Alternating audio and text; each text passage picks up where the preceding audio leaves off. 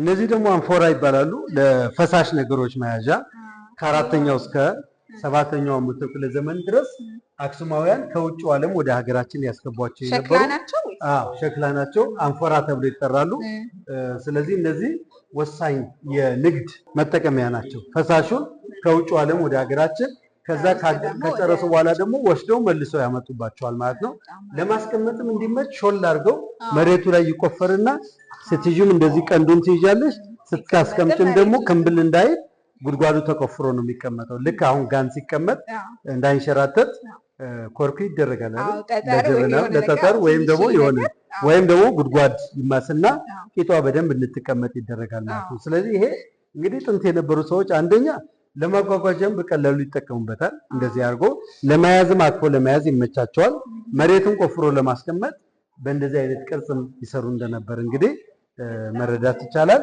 ሌላው እዚህ ጋር የምናየው እንግዲህ ክርስትና እንዴት እንደተስፋፋ የተለያዩ ጥንታዊ ገዳማት ቤተክርስቲያኖች እንዴት እንደተሰሩ አብዛኛዎቹ እንግዲህ የቅዱስ ላሊበላ ውቅር አብያተ ክርስቲያናት፣ የደብረ ዳሞ፣ የምርሃነ ክርስቶስ እነዚህ ዋና ዋና እንግዲህ የሀገራችን የእምነት መገለጫ ቦታዎች የተገነቡበት ወይ የተሰሩበት ይሄ እንግዲህ ከ11 ውቅር አብያተ ክርስቲያናት አንዱ የሆነው የቅዱስ አማኑኤል ቤተክርስቲያን ነው። ከ13ኛው እስከ 16ኛው መቶ ክፍለ ዘመን እንግዲህ እነዚህ በቅዱስ ላሊበላ ዘመነ መንግስት ወይም በዛጎይ ስርወ መንግስት ዘመን ከወጥ ድንጋይ ተፈልፍለው የተሰሩ 11 ውቅር አብያተ ክርስቲያናት ዳግማዊት ኢየሩሳሌም እየተባለ የሚጠራውና በዓለም እንግዲህ ድንቃ ድንቅ ከሚባሉ የሰው ልጅ ሊሰራቸው አይችልም እንዴት ሰራው ተብሎ ወይም ከሚያስገርሙ ነገሮች አንዱ የቅዱስ ላሊበላ ውቅር አብያተ ክርስቲያናት መሆናቸው ታውቃል። ያሉት ስርዓቶች ይሄ ደግሞ ደብረ ዳሞ በገመድ ብቻ የሚወጣበትና ቅዱሱ በአቡነ አረጋዊ በተባሉ ቅዱሱ ወይም ከ9 ተሰዓቱ ቅዱሳን አንዱ የገደሙት ገዳም ነው ማለት ነው። እዛ ጋር የምናየው ደግሞ የምርሃነ ክርስቶስ ነው። ከዛጎይ መሪዎች አንዱ እሳቸው ናቸው። ከላሊበላ በፊት የነገሱ ናቸው። ከ11ኛው እስከ 13ኛው መቶ ክፍለ ዘመን የተሰራ ነው። ስለዚህ ከዋሻ ውስጥ ተፈልፍሎ የተሰራ በጣም አስደናቂ ቤተክርስቲያን ነው ይሄ ማለት ነው። አዳዲ ማርያም ከአዲስ አበባም በጣም ቅርብ የሆነችው በቅዱስ ላሊበላ ዘመን ከተሰሩት እና ኢትዮጵያ ውስጥ እንግዲህ በርካታ የዋሻ አብያተ ክርስቲያናት አሉ ወይም ገዳማት ወይም ቤተክርስቲያን ነው። ይሄ ደግሞ የሃ ትግራይ አካባቢ የሚገኝ ቦታ ነው። ይሄ እንግዲህ ከ12ኛው ክፍለ ዘመን ጀምሮ የተሰራ ከእንጨት ተፈልፍሎ የተሰራ ነው። እዚህ ጋር መሀል ላይ የምታየው መስቀል አለ። እዚህ ጋር መስቀል ልክ እንደ ቤተ ጊዮርጊስ ቅርጽ ማለት ነው። ስለዚህ ይሄ በ12ኛው ክፍለ ዘመን አካባቢ ላይ በየሃ አካባቢ ላይ በነበረ ቤተክርስቲያን በር ላይ ወይም መስኮት ላይ የተሰራ የእንጨት ፍልፍል ነው ማለት ነው። ወደዚህ ደግሞ የምንሄደው እስልምና ወደ ሀገራችን እንዴት እንደገባና በአረብኛ የተጻፉ ደግሞ የድንጋይ ላይ ጽሑፎች አሉ። ስለዚህ ይሄ መቃብር ማመላከቻዎች ናቸው። እስልምና እንግዲህ ወደ 7ኛው ክፍለ ዘመን ነው የመጣው ወደ ሀገራችን። ስለዚህ እነዚህ በአረብኛ የተጻፉ የድንጋይ መቃብር ወይም ማመላከቻ ቦታዎች ናቸው። ይሄም አረብኛ ነው፣ ያኛውም አረብኛ ነው። ያ ደግሞ በኢብራይስጥ ወይም በጁዳይዝም እንትን ያለ ነው። የጥንታዊ የአረብኛም አለ፣ የዳዊት ኮከብም አለ። እዚህ ጋር ምስሉ እዚህ ጋር እንግዲህ ስታር ኦፍ ዴቪድ በእስራኤል ባንዲራ ላይ የምናየው ምስል ማለት ነው። ስለዚህ ይሄ አረብኛም አለው። ጥንታዊ ደግሞ የፈላሻ ወይም የዚህ ጥንት የጆሽ ማህበረሰብ ህዝቦች ወይም የቤተ እስራኤሎች ማለት ነው። እሱ እንዳለ ያሳያል። ይሄ ደግሞ መስጊዶችን ነው የሚያሳየው። አብዛኛዎቹ በሐረር አካባቢ ያሉትን መስጊዶችን 99 የሚደርሱ የተለያዩ ድንጋዮች አሉ ወይም ደግሞ የተለያየ አላህ የሚል የተጻፈባቸው ቦታዎች ማለት ነው በአረብኛ። ይሄ ሀርላ እንደዚሁም ጥንታዊ ከ13ኛው እስከ 15ኛው መቶ ክፍለ ዘመን የነበረ እስላማዊ ስልጣኔት ነው። እነዚህ ደግሞ የመቃብር ማመላከቻ ቦታዎች ወይም መቃብር ቦታዎች ናቸው። አብዛኛዎቹ እንደዚህ አይነት ነገሮች የሚያገኙት ሰዎች ምክንያቱም የነበራቸው ሀብት ጭምር አብሮ ነው የሚቀበሩት። ምክንያቱም ደረጃን ለማሳየት ወይም ምን አይነት ነገር እንደነበረ እና አብዛኛው እነዚህ የሚለቀሙት ከመቃብር ቦታዎች አካባቢ ነው። ካውሪስ ወይም ሼል ዛጎል ታውቂያለሽ? ዛጎል ለጌጣጌጥነት፣ እነዚሁም ደግሞ በጥንት ጊዜ ዘመናዊ ገንዘብ ከመሰራቱ በፊት ዋነኛ እንደ ገንዘብ ተደርጎ ልክ እንደ አሞሌ ማለት ነው። እንደ አሞሌ ጨው እዛ ጋር ያለው ደግሞ ሶስቱን ታላላቅ እምነቶች የይሁዳ እምነት፣ የክርስትና፣ የእስልምና የአጻጻፍ ባህላቸው ምን እንደሚመስል የሚያሳይ ነው። እንግዲህ በሀገራችን እንግዲህ የመጀመሪያው እምነት የሚባለው የይሁዳ እምነት ነው የመጣው። ከዛ ቀጥሎ ክርስትና፣ ከዛ ቀጥሎ ደግሞ እስልምና። ሶስቱ እንግዲህ የአብርሃም እምነቶች ወይም ደግሞ አብርሃሚክ ሪሊጅን ተብሎ ይጠራሉ።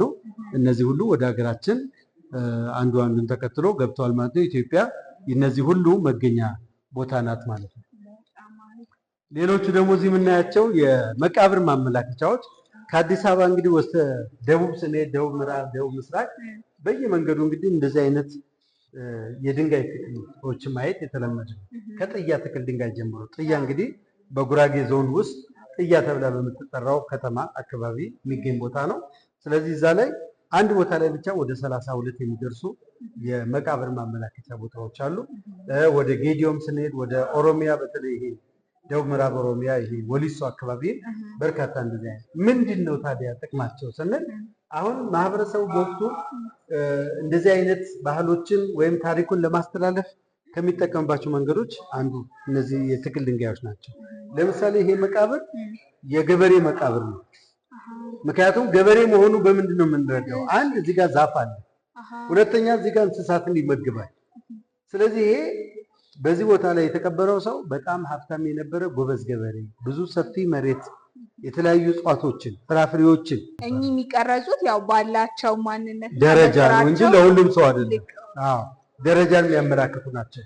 ሌላው ደግሞ ጋሻ፣ ጎራዴ፣ ጦር ካየሽ ደግሞ ያ ሰውዬ በጣም ጀግና ተዋጊ ወይም ደግሞ አዳኝ በጣም አደገኛ የሚባሉ እንስሳትን እያደነ ይገድል የነበረ ነብር ገዳይ ይባላል፣ ጎሽ ገዳይ፣ አንበሳ ገዳይ ይባላል። እና ለእንደዚህ አይነት ጀግኖች ወይም ለሚታወቁ ሰዎች ነው እንጂ ለማንኛውም ሰው እንደዚህ አይነት ድንጋዮች ተቀርጸው አይቀመጡም በመቃብሮቻቸው ማለት ነው። ስለዚህ ይሄ ትውልዱ እንዲማርባቸው የሚያደርጉ ነገሮች ናቸው። እንግዲህ አይነትና ስሪቱም በጣም ብዙ ነው። እዚህ ጋር እንደምታየው እንግዲህ አንዳንዱ በክብ ይሰራል፣ አንዳንዱ በጣም በወጥ እንትን ሾለል ያለ፣ አንዳንዱ በፊደል ቅርጽ ይሰራል፣ በጀበና ቅርጽ በተለያየ ነገር ነው እና ስለዚህ ይሄ ከአካባቢ ከዘመን ዘመንም ይለያያል ማለት ነው። ከሰው ሰውም ይለያያል እንደየማህበረሰቡ እንደየብሔሩ ወይም ደግሞ በነበረው ማህበረሰብ አይነትም ይለያያል ማለት ነው። የሚሰጠውን ትርጉም ይለያያል። አንዳንዱ በተለያየ በአካባቢ በሚያውቀው ነገር ያደርጋል። ሌላው ደግሞ ከሌላው ለየት ለማድረግ የተለያየ ነገር ያስቀምጣል። እዚህ ጋር አሁን ይሄ የሰው ምስል ነው። ተመልከች እዚህ ጋር አንገቷ አየሽም፣ አይኑ፣ ጭንቅላቱ፣ አፍንጫው አለ። ስለዚህ መልክንም ጭምር ለመግለጽ ቁንጅናን። ስለዚህ እነዚህ ሁሉ ቅርጻ ቅርጾችን በድንጋይ ላይ እየጠረቡ ወይም ደግሞ እየሰሩ አሁን ያጥያ ያልኩሽ እነዛ ትክል ድንጋዮች ናቸው። እንግዲህ እነዚህ በአንድ ቦታ ላይ ወደ 32 የሚደርሱ ትክል ድንጋዮች አሉ ማለት ነው። ሸክላም በሸክላው ላይም የተለያዩ ነገሮችን እየቀረጹ ወይም ደግሞ ምልክት እያደረጉ ባህላቸውን ታሪካቸውን ጨሌዎችም አሉ። አንገታቸው ላይ እጃቸው ላይ እያደረጉ እነዚህም ደግሞ እንደዚሁ ችኛውን ለምሳሌ የሽቶ ማስቀመጫ ጠርሙስ ናት ማለት ነው። ወይ ሰማይ የምትመስለው። እነዚህም ደግሞ ቪዲዮዎች እቃዎች አሉ። ለጌጣጌጥ ነው በአብዛኛው ሴቶች። ሸክላዎችም አሉ። እነዚህ ለቤት ውስጥ ቁሳቁስነት ይጠቀሙባቸው የነበሩ መሆናቸውን ያሳያል። ጨሌዎቹ ግን መኖራቸው ያስገርማል። ለብዙ ዘመን እንግዲህ ከ10ኛው እስከ 13ኛው ክፍለ ዘመን የነበሩ ናቸው። በአብዛኛዎቹ ሀረር አካባቢ ላይ ጨርጨር የሚባል አካባቢ ላይ የተገኙ ናቸው ማለት ነው። እዚህ የምናየው ደግሞ የጎንደር አብያተ መንግስታት በ17ኛው መቶ ክፍለ ዘመን በንጉስ ፋሲል የተጀመረው የጎንደር ስልጣኔ እሳቸውን ተከትሎ ደግሞ የተለያዩ ነገስታት የራሳቸው የሆነ ቤተ መንግስት እንዳሳንጹ፣ ይህ ደግሞ በቤተ ክርስቲያን ውስጥ ያለውን የአምልኮ ስርዓትና የስዕል አሰራር የሚያሳይ ነው። ይሄ ደብረ ብርሃን ስላሴ ጎንደር የሚገኘው ጥንታዊ ቤተክርስቲያን ነው። ስለዚህ ይሄ በጣም ውስጥ ስትገቢ በጣም የሚያምር በተለያዩ ሃይማኖታዊ ስዕሎች የተጌጠ መሆኑን